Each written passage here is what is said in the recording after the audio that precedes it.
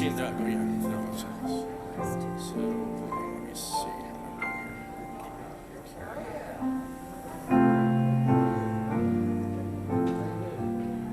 It's already 2 o'clock. It'll be over before you start.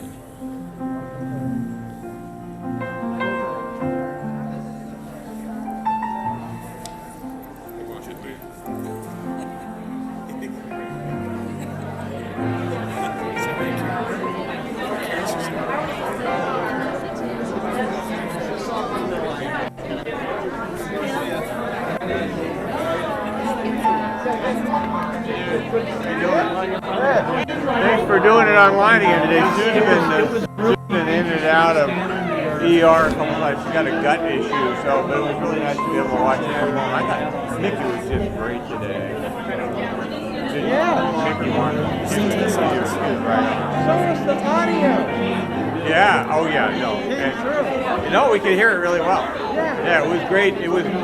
We wouldn't have been there if it hadn't been for what you're doing. So we really appreciate that. I'm really happy about at least working out that technical problem. Yeah. Yeah. That's good. Anyway, we'll talk about audio later. Yeah. Okay.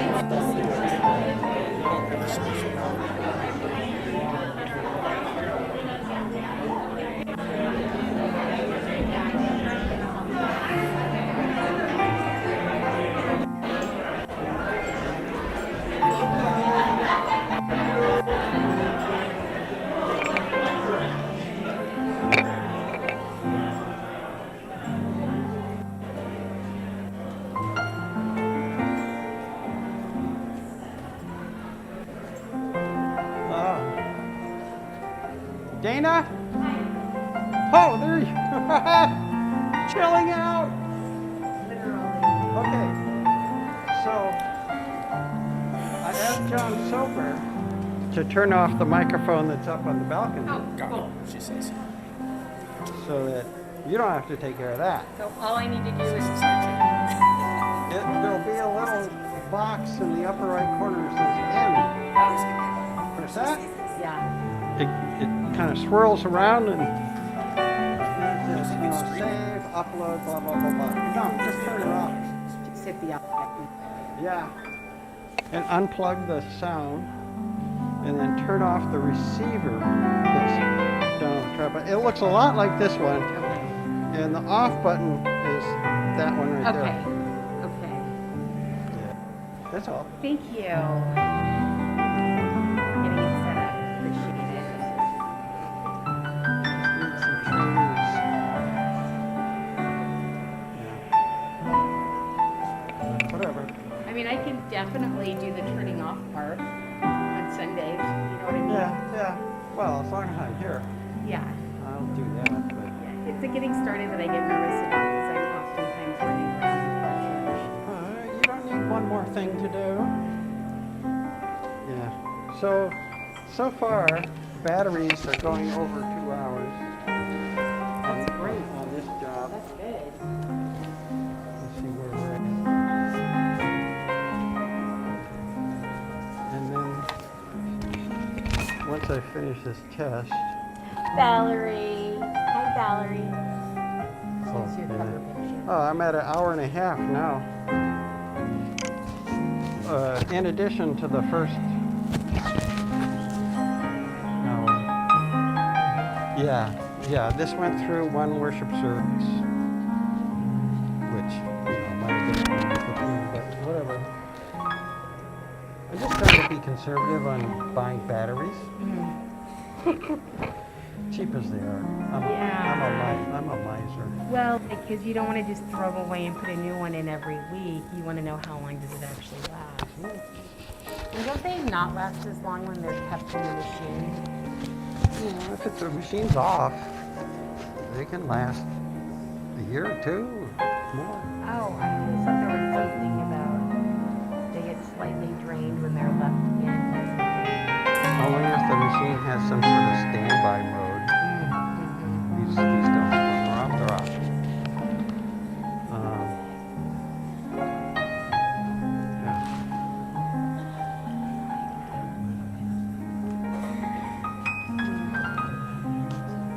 So it's already started. Bill's service was very nervous and talked to me, and I said, 10 more seconds, it's going. You know, I was right up there. I don't know who did. Well, I don't either. I provided it in a couple of different ways.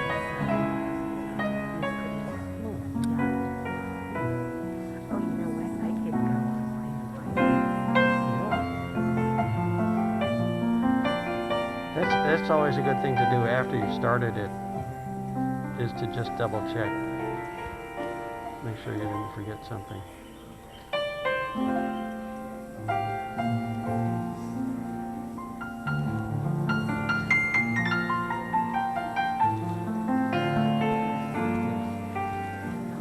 Yeah, that's it And 10 people are watching.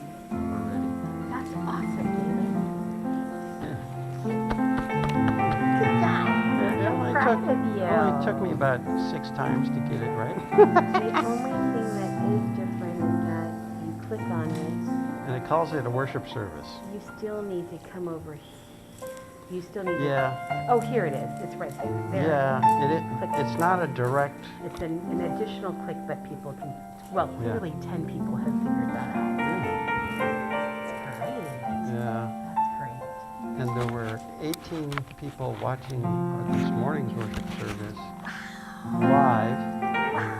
And last week's worship service, I forget the numbers, but we have a good-sized audience. That's worth it. The people that watch it delayed.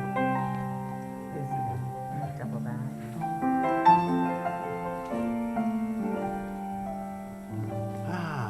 Okay.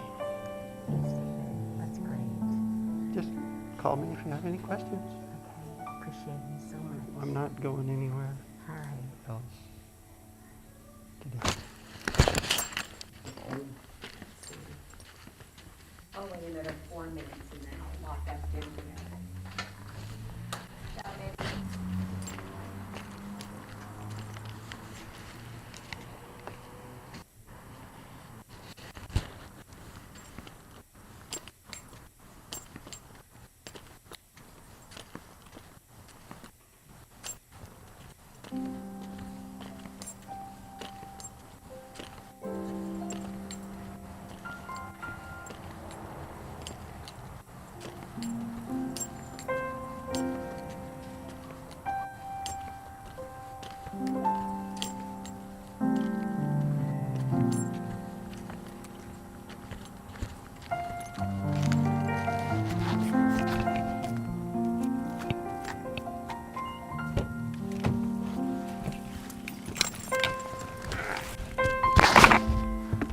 All right. Over.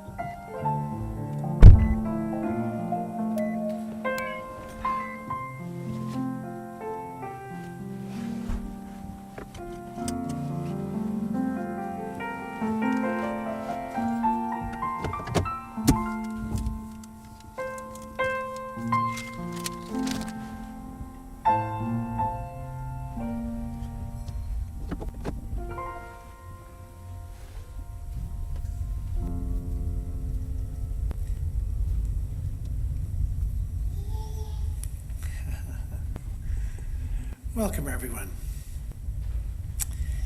We gather this afternoon to remember and celebrate the life of Marion Johnston Service, one dearly loved, and now with our loving God.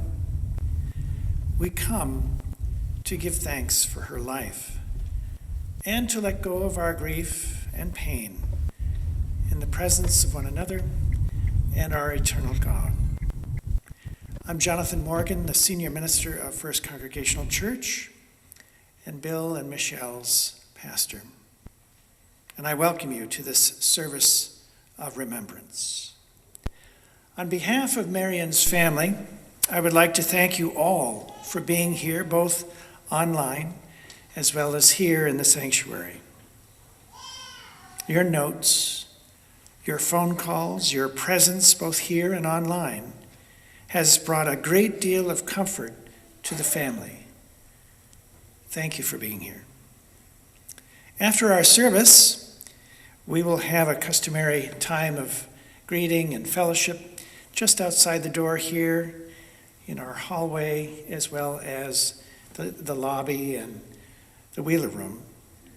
And we invite you to gather together, maybe share some stories of Marion, and we have a special treat. Marion loved ice cream. In fact, Sundays in particular. And so we're going to have an ice cream treat for you all. I think it'll be a wonderful way to honor this remarkable woman and to have some fun. Friends, we gather now in the protective shelter of God's healing love, free to pour out our grief as we lift up the life of this remarkable woman and celebrate that she is now with our loving God. We gather conscious of others who have died and of the frailty of our own existence here on earth. We come to comfort and support one another in our common loss and to hear the wonderful memories that will be shared in just a moment or two, and words of hope from our faith that will drive away our despair and move us to offer God our praise, even in the midst of our common loss. We come to commend to God with thanksgiving the life of Marion as we celebrate the good news that death does not have the last word. Would you join me in the unison prayer as found in the bulletin?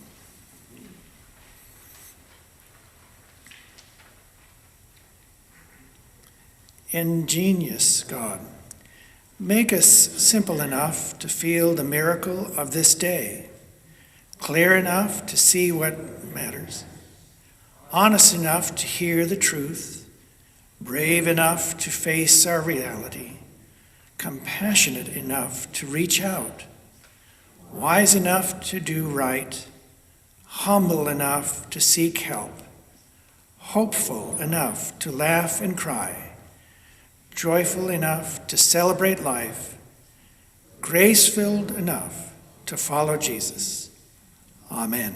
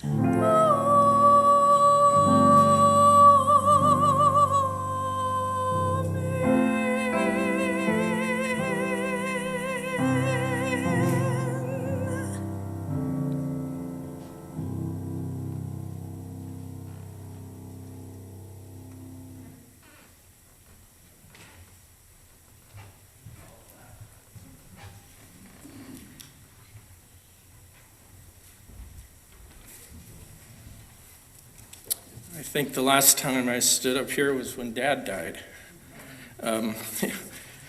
20 years almost to the day. I can feel him. I can feel him here today.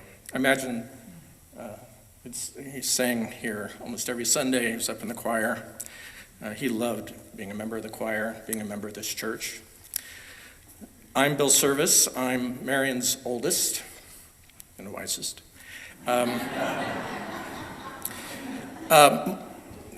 My mom lived in my sister's house, first in Palm Desert, and then later in Portland, when they moved back to Oregon about 2 years ago. And because they moved, Mom's kids, grandkids, and even some of her great-grandkids were all around her, all part of her days and part of her passing. And I just want to say to my sister Karen, who unfortunately, along with her husband Doug and my brother's youngest child, all together now taking care of each other with COVID, and are with us actually watching on the church's YouTube channel. Karen was our mom's full-time caretaker for years. And I will never be able to express to her the gratitude I feel for all of us, for the quality and dignity of life that Karen, you gifted our mother. It's glorious. I want to also thank you all for being here today. Online, also, I'm pleased to mention that my mom's sister, Aunt Trudy, and her Uncle Ed in Colorado are with us. A dear friend of Mom's named Gabby from Switzerland is staying up late to be with us, and many others. Let's see. Yeah, I don't think we're really meant to do this grief stuff alone. And you're all being here is a support that is love, and I think it's love that we kind of need right now. So, and thanks to Pastor Jonathan, his wife Lisa, beautiful, and Vicki Brabham, Dana, Joanne, for sharing their gifts to help us celebrate Mom's life. We thought it would be nice to include a few things today that were part of the service 20 years ago that we did for Dad, like reciting that unison prayer. That was what we did 20 years ago. Lisa's singing of the Lord's Prayer, the reading later by Aaron of the 23rd Psalm, and our singing of Mom's favorite hymn, Amazing Grace. She and Dad were members of this church since the 80s. Many volunteer activities that she did, she was the one that ended up typing up Pastor Greg Flint's handwritten sermons. Greg often joked that since Mom was the only one who could actually read his handwriting, she could never leave. So when we went through her affairs and saw that she saved one of his sermons about death and dying, carefully protected in plastic, highlighted in several places, we thought she'd like us to share the excerpt that is printed on the back of your bulletin. A couple quick stories about Mom. Mom will be remembered, and probably today by others, as quite the adventurer. All true, and I'll let others speak to that, but her sense of adventure honestly did not find its way to the dinner table. Our evening ritual was filled with rules, routine, respect, but there wasn't much adventure when it came to the menu. Rules like eating everything on your plate, having your chores done, and that dinner was the only food until morning gave her leverage to make sure we completed our piano practice, after school activities, blah, blah, blah. And if they weren't done, we didn't have dinner, and we went hungry. And I'll just say her system worked pretty well. So at dinner, we were served a rotation of maybe 15 meals. So Bob's favorite, beef stroganoff, my favorite, something called Bill's favorite meat, with some form of chopped steak, pan-fried, no spices. And then there was always fish on Fridays. And in our case, it was always filet of sole, pan-fried, butter, no spice. Fish, Fridays and fish meant sole. Unfortunately, I grew up to love fish, but I don't think I've had sole for over 40 years. Equally true was the attention she gave to dessert. Jonathan hinted at this, we're going to celebrate it, so it goes like this. In the case for dessert, there was one choice. Unless you thought Jell-O and cottage cheese was a dessert. Mom absolutely loved vanilla ice cream with Hershey's chocolate sauce. That's it, nothing else. And somehow when McKay's Market later came out with something called ice milk, presumably we saw a downgrade, presumably due to diet sensitivities. So we didn't talk to Mom too much about this service before she died. But a few months ago, we did laugh at the idea of serving vanilla ice cream and chocolate sauce afterwards in the Wheeler Room. So if you have some time, you can join us. We're going to have a little good old-fashioned service family dessert. One last story, back to the dining room table. I learned a lot about life and how to be a family around that table. 5 of us holding hands every night, reciting our dinner prayer, bless this food to our use, us to thy service, and make us ever mindful of the needs and wants of others. Sweet. Don't let me fool you, though, into thinking it was always a Norman Rockwell moment. It wasn't always normal like Norman Rockwell. Like the dinner when Karen started complaining about her milk. My milk tastes bad. These weren't small 4-ounce plastic cups of skim milk. These were tall 16-ounce, full to the rim, whole milk every night. Who does that anymore? My milk tastes really bad. And Karen was probably about 10 or 11. I was 13, Bob 10. I don't know, something like that. Karen keeps complaining, my milk tastes really bad. Bob and I kind of bow non-verbally, telling Mom, seems okay to me. Still complaining louder now, my milk tastes like soap. Mom gets halfway out of her chair, reaches over to the table, tired of the complaint, grabs that glass out of Karen's hand without spilling a drop, takes a big gulp of it, hands it back to her and says, it's fine. Drink your milk. Finish your milk, yeah. So Karen whimpered through the rest of dinner and she finished that glass of milk, revealing a small bar of soap at the bottom of her glass. To this day, we still don't know how that got in there, I swear, Karen. Although I admit it would have been a great practical joke for the older brother. You see, that's the thing about Mom, an adventurer, strong-willed, fiercely independent, lover and defender of her family. Mom was the kind of person that believed that what didn't kill you made you stronger. So how about that prayer that she wrote shortly before she died? We found it near her bedside, had it printed on the back of the bulletin. Dear God, today I woke up. I'm healthy, I'm alive, I'm blessed. I apologize for all my complaining. I truly am grateful for all you have done in my life. Amen.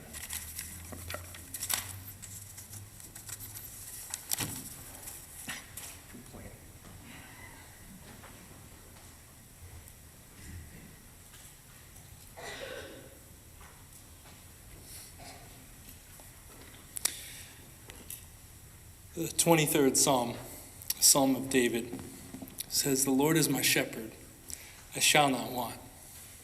He makes me lie down in green pastures. He leads me beside still waters. He restores my soul. He leads me in paths of righteousness for his name's sake. Even though I walk through the valley of the shadow of death, I will fear no evil, for you are with me. Your rod and your staff, they comfort me. You prepare a table before me in the presence of my enemies. You anoint my head with oil, my cup overflows. Surely goodness and mercy shall follow me all the days of my life, and I shall dwell in the house of the Lord forever."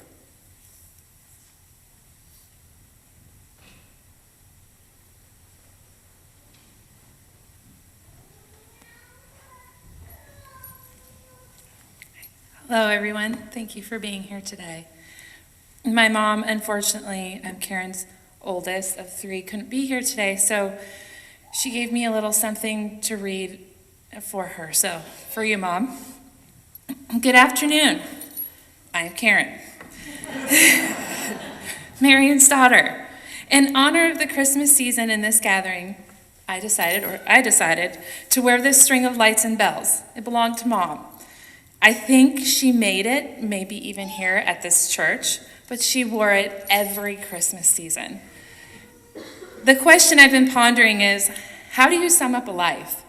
There are so many facets to anyone's life. Good stuff, bad stuff, happy stuff, sad stuff. Today I decided to focus on a bit of the remarkable stuff. Mom was a remarkable woman in many ways. But as a child, I didn't understand her many remarkable sides. Many of you have read Mom's obituary online or in the paper, and you read about her fear of heights. As a child, my family would ski on Mount Bachelor. There were 5 of us: Mom, Dad, my 2 brothers, and me. Riding the chairlift required riding with a partner. But because of Mom's fear of heights, Mom required her partner to sit absolutely still. We're talking like statue still.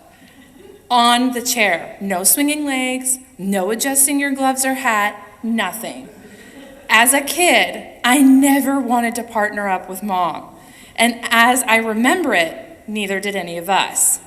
As kids, we played rock, paper, scissors, and the loser had to ride with Mom. What I didn't understand is Mom was remarkably swinging in the open air on a chairlift with a crazy fear of heights to enjoy nature and quality time with her family. She also learned to fly airplanes. Mom became a pilot and loved it. She loved the clouds and the weather and the friends she made in flight school. To assist with overcoming her fears, she handmade, out of a piece of wood, a block that she wedged between the FAA certified airplane door and her pilot seat. As a youth, I rolled my eyes. I thought her contraption was ridiculous, which it kind of was. But it was remarkable that she stepped in front of her fears, went to school, and learned to fly an airplane. And then there is the phone call I received from my husband. I was at work. He asked me, "Are you sitting down?" I sat down, and he said, "Open your email from your mom." There in my emails was my 80-year-old mom soaring through the air with a parachute on her back. I knew then that she was remarkable. Mom had a remarkable desire for learning. She loved technology. I'm convinced the computer was invented just for her. And the printer was her golden buzzer. She would tell the story that as a young adult, she gave up an invitation from a young man to join him at the Kentucky Derby, and Mom turned him down to buy a typewriter. She never loved the typewriter, however, because when a mistake was made, she either had to start over or scratch it out until whiteout. She loved whiteout. When the desktop computer and the printer arrived on the scene, Mom jumped into that technology completely. Early in its conception, she became a computer consultant and taught the trade to everyone she could. She traveled and taught her new skills. Mom was occasionally paid to teach, but really she loved to volunteer most and use her computer skills to move projects forward she believed in. Mom loved the printer. She printed and copied over and over and over and saved many duplicates. She called her black and white printer an old workhorse, and she loved spending time in her office. Mom loved Eugene and Tracktown, USA. She encouraged me with my lemonade stand endeavors out in front of my childhood home. And if you know my childhood home, you know nobody passed by except maybe a friendly neighbor here and there. You would think it was a very unremarkable place to have a lemonade stand, but Mom was clued in to a secret that made that lemonade stand worth it. Steve Prefontaine. He would occasionally run by. He would stop at the stand, swig back a cup of drink, crush the cup in his hand and say, "Put it on my bill." I would swoon, and Mom loved it. Mom loved her family. Against the odds of the time, Mom remarkably sacrificed for my life and my younger brothers. We both had a fatal, at the time, in vitro syndrome that required medical intervention. She was remarkably determined and underwent brave, unpracticed interventions and 2 separate pregnancies and births to save her children. She came to call this story the Great Service Coincidence. Sorry, now I got lost my spot here. She believed she lived and was pregnant, and we lived for such a time as that. Her remarkable determination and bravery didn't just bring us into the world, but it consequently pushed medicine forward, and more children were saved. Sadly, Mom's last year was plagued with illness and infirmities. She lived with me, and I was her primary caregiver. She would say, "Getting old isn't for sissies," and I would answer with, "That's true, Mom." Considering how to sum up Mom's life for you today, I decided to pull out a few of the remarkable stories about her that I have learned from again and again, but there's just so much more, too much for this day. Mom had many friends. She loved her family. She was remarkable in many ways, and she was by far from a sissy. I love you, Mom. So, that's from you, Mama. Okay. So for me, it was really hard because I had to think, man, what makes me think about Grammy? So, day-old cold black coffee, 2% cottage cheese and vanilla ice cream with Hershey's chocolate sauce is the secret formula to being an Energizer Bunny. She was an entrepreneur, a businesswoman, a pilot, and a skydiver. She loved AM radio, Dr. Laura, Clark Howard, Matlock, and Perry Mason. She was a lover of dogs, cats, and birds. Kylie, Abby, Kitty, Corey, Sammy, and a shout out to her number 1 favorite, Mr. Perkins, Mickey, and of course, who could forget Wallace, Wallace22 at Comcast.net. We will keep you all in our memories. Grammy built a boat with her own 2 hands, sold technology at the start of its day, and always was trying to be in the know. Communicated frequently with her family. She was on time, loud, sometimes brash, but funny. She had a love for theater, the Olympics, the bells here at Christmas. She was a daughter, a sister, a wife, grandmother, great-grandmother, and a wonderful friend. She was a keeper of records, an ancestry specialist, and normally available for a good chat.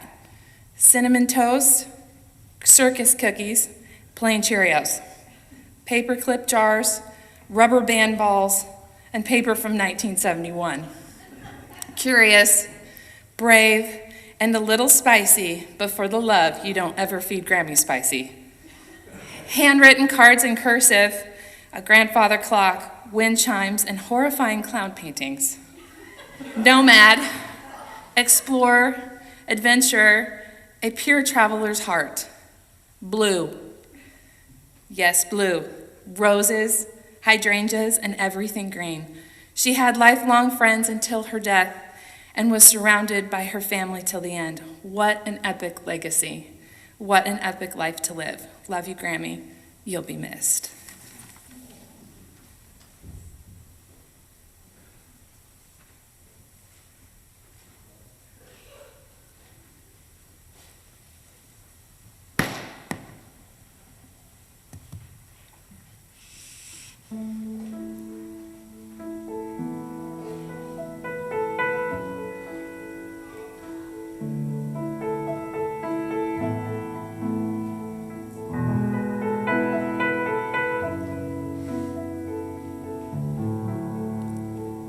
Windshields kissed with snow on this endless interstate.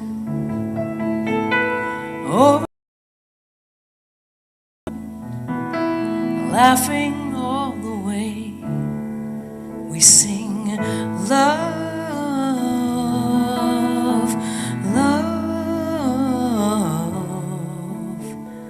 love, it's glorious. Friends and family near, no more judgment, no more fear. All is calm, all is bright. Everyone will hold this light. We sing love, love, love. It's glorious. Sleeping heavenly, in heavenly, sleep in heavenly, believe in heavenly peace.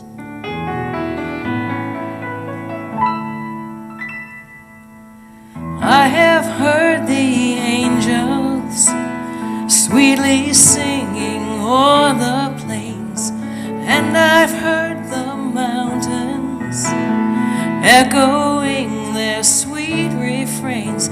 They sing love, love, love, love,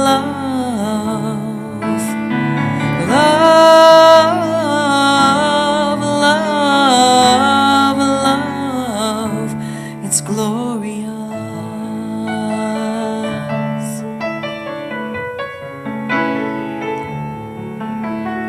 Love, love, love, it's glorious.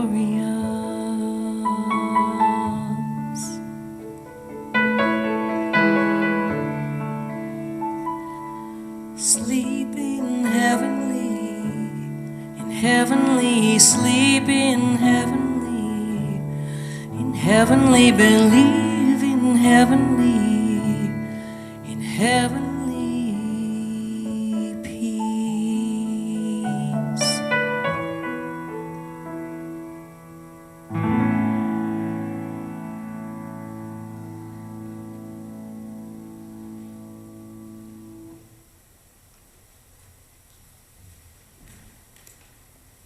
Hi all, thanks for being here.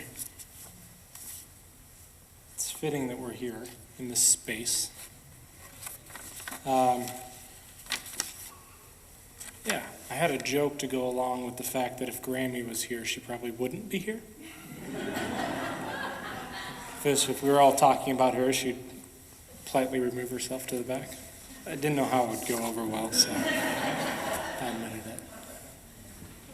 I knew Marion's service as Grammy, a name that was given long before I came around, but one that has become synonymous with grace, love, laughter, and safety. So much so that to this day, my 3 girls call my mom, her daughter, Grammy, much to her chagrin, I might add, but much to my pleasure.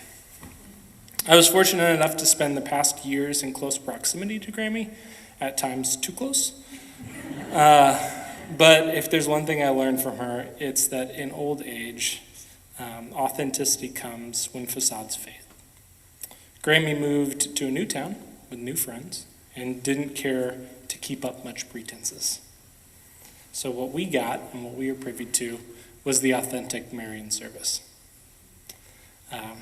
We saw true joy with family and loved ones, a passion for things she did not know, and an intensity that explains why the service family never takes no for an answer. We saw her as the matriarch of the family, attempting to stay up to date with grandkids, great-grandkids, friends, grandkids, second cousins twice removed on their father's side's grandkids. This is just another way that was evident of the example of her immense passion for family and friends. Now, there's not much that I can say today that will not already be said, so I'll take the words from John O'Donohue. We do not need to grieve for the dead. Why should we grieve for them? They are now in a place where there is no more shadow, darkness, loneliness, isolation, pain. They are home. They are with God, for whom they came. They have returned to the nest of their identity within the great circle of God. God is the greatest circle of all and the largest embrace in the universe, which holds the visible, the invisible, the immortal, the immortal, all is one. In the eternal world, all is one. All spiritual space There is no distance. In eternity, there is no time, no segmentation into today, yesterday, or tomorrow. In eternal time, all is now. Time is present. I believe that this is what eternal life means. It is a life where all that we seek, goodness, unity, beauty, truth, and love, are no longer distant from us, but are now completely present with us. There is a great poem by R.S. Thompson on the notion of eternity. I think that maybe I will be a little sure of being a little nearer. I think that maybe I will be a little sure of being a little nearer, that's all. Eternity is in the understanding that that little is more than enough. Grammy, I'll miss you. I'll miss your spam emails. Your endless hours of trying to get me to explain your iPhone to you. Your endless pursuit of me as a grandson, engaging in my passions and trying to learn them. As a child, when Grammy would leave, or when we would leave, Grammy would wave with 2 hands. So with that, we'll see you soon, Grammy.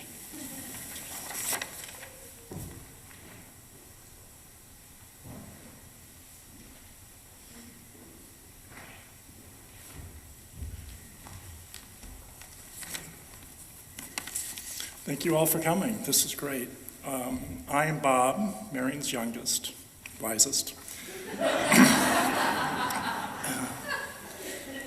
So, my remembrance for today is things that come to me is just one of lessons in gratitude.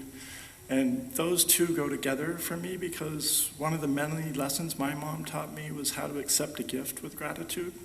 So I was in college, my parents were giving me some gift. I don't even remember what it was. It was maybe money for school or maybe something else. But I was protesting, saying, oh, no, this is too much or whatever. You know how we do that.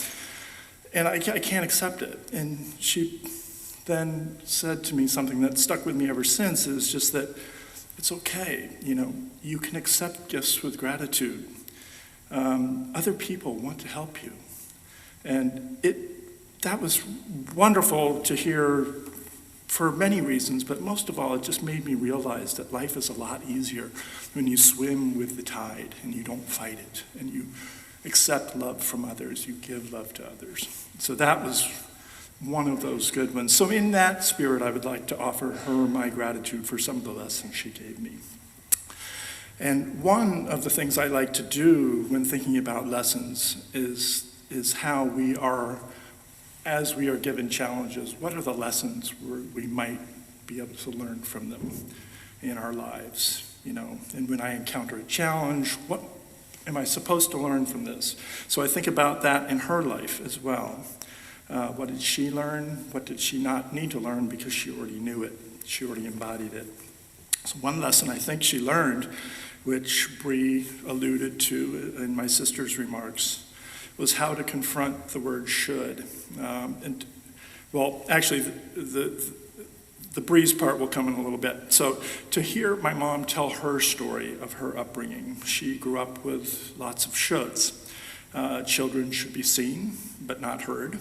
Girls should behave a certain way. You should go to this school, then this school. You should wear this uniform. Once married, a wife should give up her interests for her husband. When your husband is a doctor, as hers was, you should do X, Y, Z. The list was long.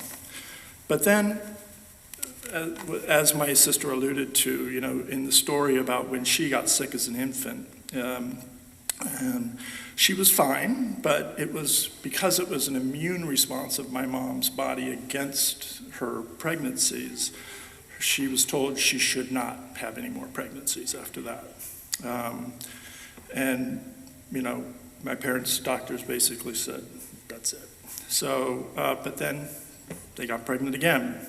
And my mom's father-in-law, who was a very strong man, a doctor, he said, you should not have this child. And my father, also a doctor, strong personality. You should not have this child. You should not have this baby. My mother said, nuts to that. She stood up to the should, and she found doctors here in Eugene and later in San Francisco who were willing to try an experimental procedure that in the end worked. And I'm of course grateful because I'm here. But it also offered, a broader lesson again, which I still think about all the time, about how we can learn to stand up to should. So the next one, I'm grateful how she taught me and many others, many of you in this room perhaps, how to sail. When you take a sailing class, they tell you that when the wind is coming from a certain direction, you position your sails accordingly, such and such. If you're trying to head up into the wind, you pull your sails in tight, and then other things. And she would not disagree with that. She would say, yeah, that's right. But then, she just would say, that's the first step. And then, the sails would have these little ribbons on them that flap around. And by the position of those, you can tell, okay, my sails are sort of, again, where they should be. But that wasn't it either. So the trick is, as you adjust the sails, if it's a decent wind, you can feel them, you can feel the boat as it surges forward, as that wind connects with the sail and the position of the boat. And then that's not a one and done. You have to keep playing with it as it goes and as you go. So she would teach people to sail by the feel of the boat. And that was perhaps another really good lesson about life, about, again, finding that groove and learning to sail with it. And that, I love that as a metaphor for life. And I'll leave you with one more. It's a lesson Mom never had to learn. It was who she was, but it was a good lesson for me, nonetheless. And that's engaging life with enthusiasm. So my mom, as you all know, was nothing if not enthusiastic. Connecting with you all, talking to a cashier at Eugene Hardware, or a server at the Glenwood, she cared about others, and she made them feel heard, she made them feel seen, and she listened. And that extended, as Dan mentioned, to all of her goodbyes. For those of you who visited Mom at her house on Woodlawn, where she lived for 5 decades, when you left after sitting around her kitchen table, there were hugs and thank yous and the usual. But then as we would head out the kitchen door, across the back porch, into the driveway, climb into our cars and pull out of the driveway, you had to back out onto the road and then drive forward and away and off. And so, of course, we all did that, and invariably Mom would walk us out past the gate at the driveway so the dogs wouldn't escape. And as we backed out and began to drive away, she'd be marching up the driveway waving goodbye. And as Dan noted, it was not a one-arm salute or see you later or thanks for coming. It was always like. And so today, as we say goodbye to my mom and your friend, your loved one, I can think of no better way than for all of us to say goodbye to her.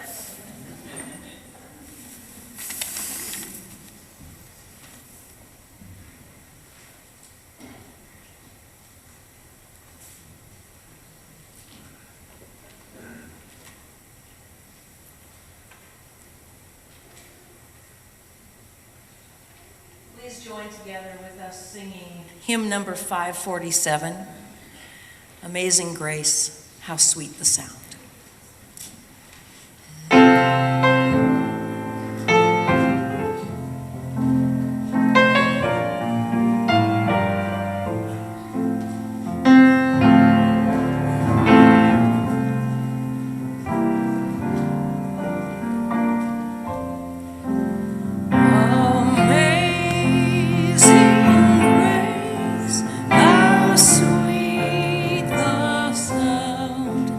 The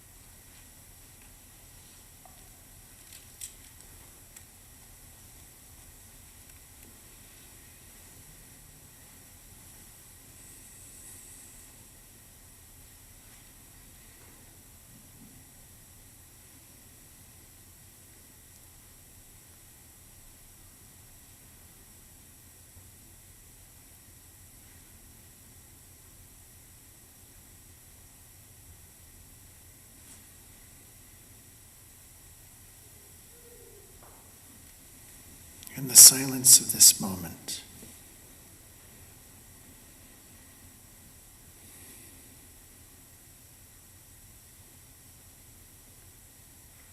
We feel the love that connects us. Family, friends, siblings.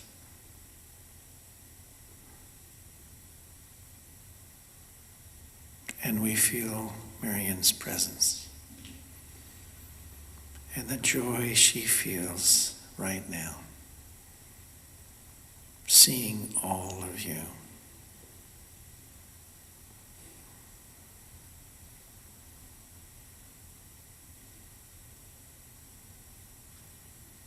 And so into your hands, loving God, we commend your servant Marion. Acknowledge, we humbly pray, a sheep of your own fold, a lamb of your own flock, and a daughter of your great love. Receive her into the arms of your mercy, into the blessed rest of everlasting peace, and into the company of the saints in light. And now may the love of God, which is stronger than death, and which binds us together in the unity of life, energize our spirits with divine stillness, now and forever. Amen.